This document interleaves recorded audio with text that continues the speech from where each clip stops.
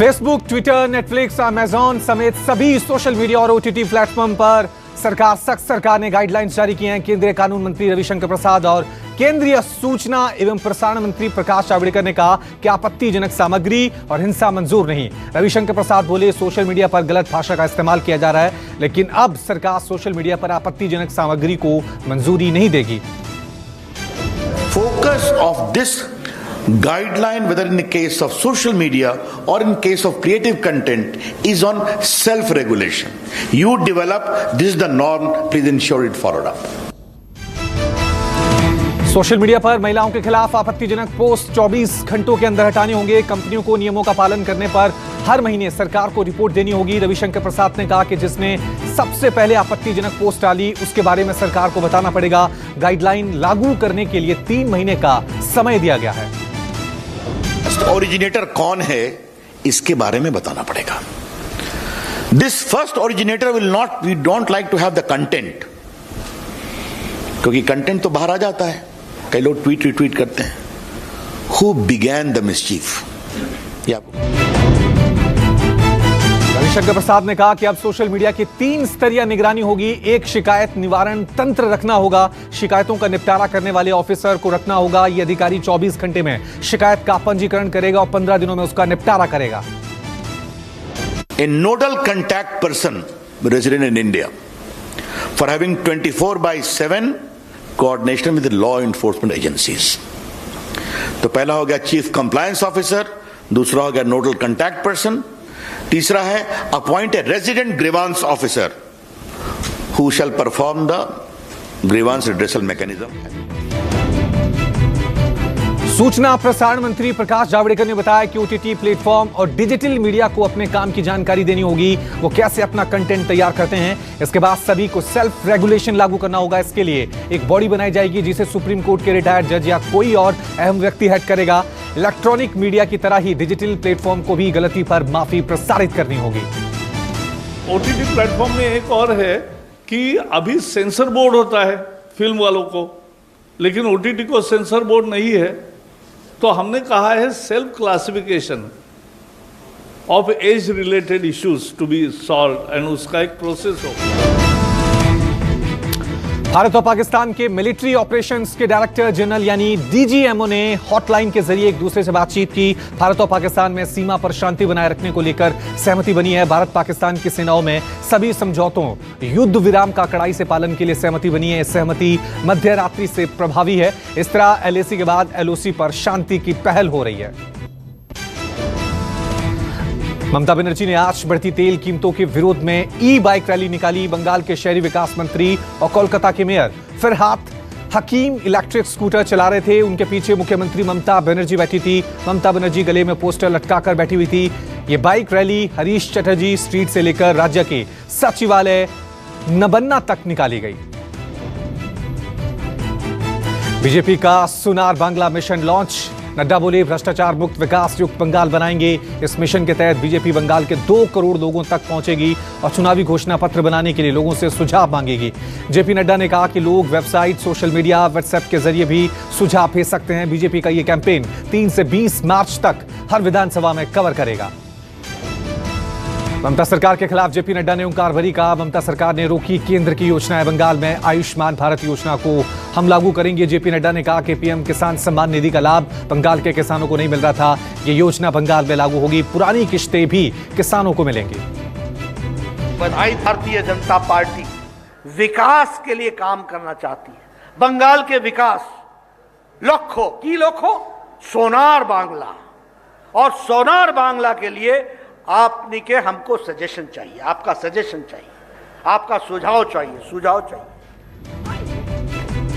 बंगाल में बीजेपी और टीएमसी के बीच तकरार और बड़ी। बैरकपुर में होने वाली भारतीय जनता पार्टी की परिवर्तन यात्रा रद्द हुई। पुलिस ने परिवर्तन यात्रा को इजाजत नहीं दी। परिवर्तन यात्रा रद्द होने से भड़की बीजेपी। बंगाल बीजेपी अध्यक्ष अर्जुन सिंह बोले, कोर्ट से लेंगे रैली की इजाजत। बंगाल में बीजेपी लगातार अपना जनाधार बनाने में जुटी है। बीजेपी अध्यक्ष जेपी नड्डा आज जूट मिल वर्कर के घर पहुंचे। जेपी नड्डा ने जूट मिल मजदूर के घर पर खाना खाया। इस दौरान उनके साथ बीजेपी के महासचिव कैलाश विजयवर्गीय और पश्चिम बंगाल बीजेपी प्रमुख दिलीप घोष भी मौजूद रहे। राहुल गांधी के मछुआरों के मंत्रालय वाले बयान पर पीएम मोदी ने पलटवार किया। पुडुचेरी में पीएम ने कहा कि कांग्रेस नेताओं को झूठ बोलने में गोल्ड, सिल्वर और ब्रॉन्ज हासिल है। पीएम मोदी मछुआरों के लिए वर्तमान की एनडीए सरकार ने ही साल 2019 में मंत्रालय बनाया है। पीएम बोले सिर्फ 2 सालों में ही बजट में मछुआरों के लिए करीब 80% का इजाफा किया गया है। सियासी घमासान के बीच प्रधानमंत्री मोदी आज पुडुचेरी पहुंचे। पीएम मोदी इस दौरान कई परियोजनाओं का उद्घाटन और शिलान्यास वहां पर उन्होंने किया। कई परियोजनाओं का उद्घाटन और शिलान्यास करते हुए पीएम मोदी ने कहा कि पुडुचेरी विकास का गवाह बन रहा है। इन परियोजनाओं से लोगों का जीवन बेहतर होगा। आम जनता पर फिर पड़ी महंगाई की मार। फरवरी महीने में तीसरी बार बढ़े सिलेंडर के दाम। बिना सब्सिडी वाला गैस सिलेंडर 25 रुपए महंगा हुआ। दिल्ली में अब 14 किलो के एलपीजी सिलेंडर की कीमत 769 रुपए से बढ़कर 794 रुपए हुई। नई दरें आज से लागू। फरवरी महीने में अब तक 3 बार गैस सिलेंडर के दाम बढ़े। दिसंबर से लेकर अब तक 200 रुपए की बढ़ोतरी हुई है। गैस सिलेंडर के दामों में लगातार बढ़ोतरी से रसोई का बजट गड़बड़ा गया। लगातार बढ़ रहे दामों से महिलाएं परेशान हैं। फरवरी महीने से तीसरी बार दाम में इजाफे से मध्य प्रदेश की महिलाओं ने सरकार से गुहार लगाई और कीमतें कम करने की मांग की है। तीसरी बार कीमतें बढ़ने से भोपाल में गैस सिलेंडर की कीमत 800 रुपए हो गई है।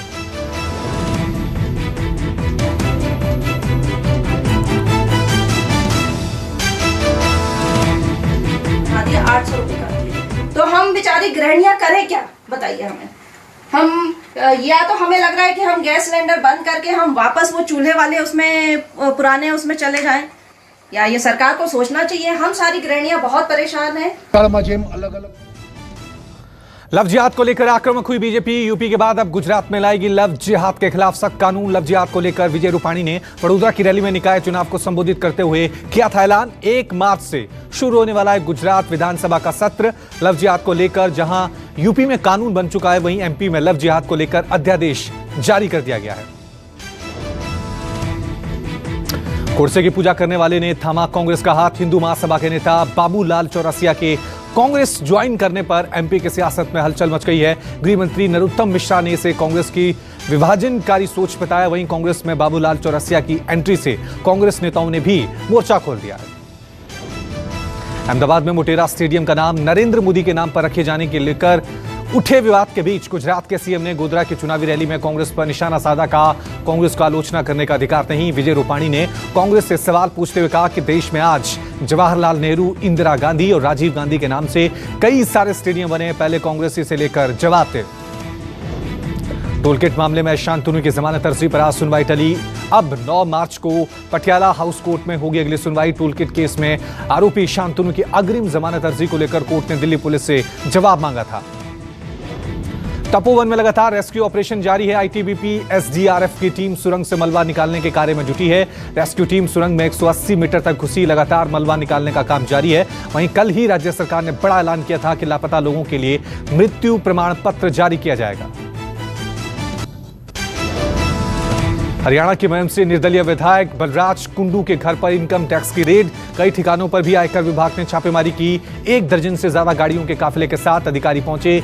विभाग जांच में जुटा। भारी संख्या में पुलिस बल तैनात। विधायक पर भ्रष्टाचार के आरोप लगे।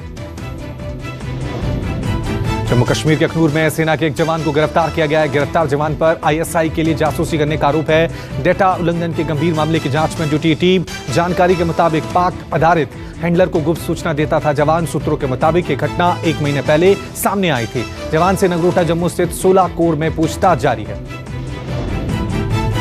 मुंबई के बोरीवली वेस्ट इलाके में एक दुकान में भीषण आग लगी। लाखों का सामान जलकर खाक हो गया। घटना के बाद से इलाके में अफरा तफरी मच गई है। मौके पर दमकल विभाग की 4 गाड़ियां मौजूद हैं। आग इतनी भयंकर थी कि आसपास के दुकानों को भी खाली करवाया गया। 4 महीने बाद बंद रहने के बाद दुनिया का सबसे सुंदर पर्यटन स्थल सोनमर्ग आज दोबारा सैलानियों के लिए खुला। कश्मीर में सैलानियों की आमद को देखते हुए पर्यटन विभाग ने सोनमर्ग को 1 महीना पहले ही खोला। भारी बर्फबारी के चलते पर्यटकों के लिए बंद था। सैलानियों के मनोरंजन के लिए सोनमर्ग विंटर फेस्टिवल का भी आयोजन किया जाएगा। इस दौरान सांस्कृतिक कार्यक्रमों के साथ हॉर्स राइडिंग और एडवेंचर कैंप का आयोजन भी किया जा सकता है। महाराष्ट्र के वाशी में कोविड नियम तोड़ने पर करीब 10,000 अज्ञात लोगों के खिलाफ मामला दर्ज किया गया है। ये सारे लोग शिवसेना मंत्री संजय राठौड़ के शक्ति प्रदर्शन में शामिल थे। संजय राठौड़ ने यौन उत्पीड़न के खिलाफ पोहरा देवी मंदिर में प्रदर्शन किया था। पोहरा देवी मंदिर में मौजूद 19 लोग कोरोना पॉजिटिव पाए गए थे। ट्रस्ट के अध्यक्ष समेत 3 लोग कोरोना संक्रमित थे और शक्ति प्रदर्शन होने के बाद कोरोना केस बढ़ने की आशंका जताई जा रही है। कोरोना के बढ़ते मामलों को मंदिरों में भी वहां पर सख्ती बरतना शुरू हो गया। आने वाली 2 मार्च को अंगारकी चतुर्थी को लेकर मुंबई के प्रसिद्ध सिद्धिविनायक मंदिर में कड़े नियम बनाए गए हैं। इस बार भगवान के दर्शन के लिए सिर्फ उन्हीं श्रद्धालुओं को प्रवेश मिलेगा जिन्होंने पहले से ऑनलाइन बुकिंग करवा रखी है। बुकिंग की कॉपी का QR कोड स्कैन होने के बाद ही मंदिर में एंट्री दी जाएगी। अंगारकी चतुर्थी के दिन बप्पा के भक्त बड़ी संख्या में दर्शन के लिए आते हैं। महाराष्ट्र में अक्टूबर के बाद कोरोना के नए मरीज 9,000 के करीब आए हैं। महाराष्ट्र में बढ़ते मामलों ने चिंता बढ़ाई। महाराष्ट्र में पिछले 24 घंटे में 8,807 नए मरीज मिले। 18 अक्टूबर के बाद सबसे ज्यादा आंकड़े हैं। मुंबई में पिछले 24 घंटे में कोरोना के 1,000 से ज्यादा मरीज सामने आने पर हड़कंप मच गया है। कोरोना विदर्भ के शहरों और मुंबई में तेजी से पांव पसार रहा है। महाराष्ट्र में कोरोना मरीजों का आंकड़ा तेजी से बढ़ रहा है। वाशिम के हॉस्टल में 200 से ज्यादा छात्र संक्रमित हुए। महाराष्ट्र में कोरोना की दूसरी लहर का कहर जारी। हॉस्टल में रहे सभी छात्र अमरावती जिले से आए थे। करीब 1.5 महीने बाद देश में भी कोरोना के मामलों में जबरदस्त उछाल आया। 24 घंटे में 16,000 से ज्यादा केस, 138 की मौत।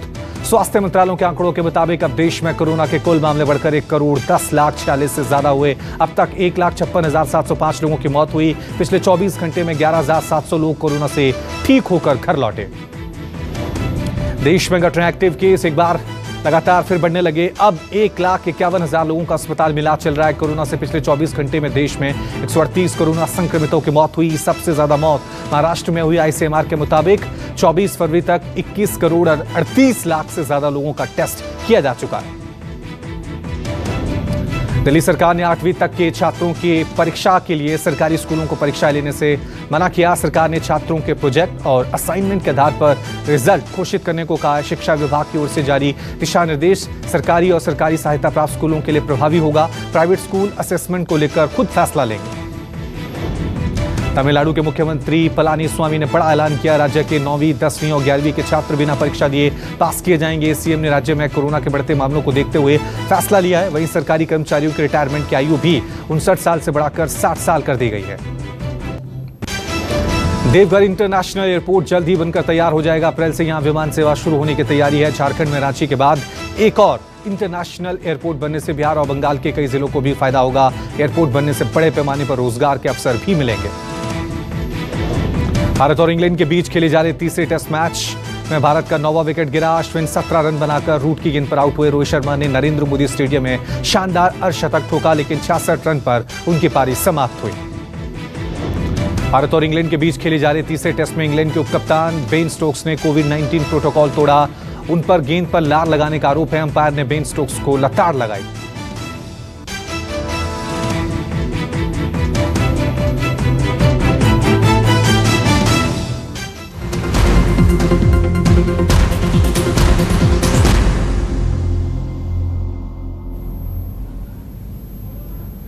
नमस्कार, मैं हूं मानक गुप्ता।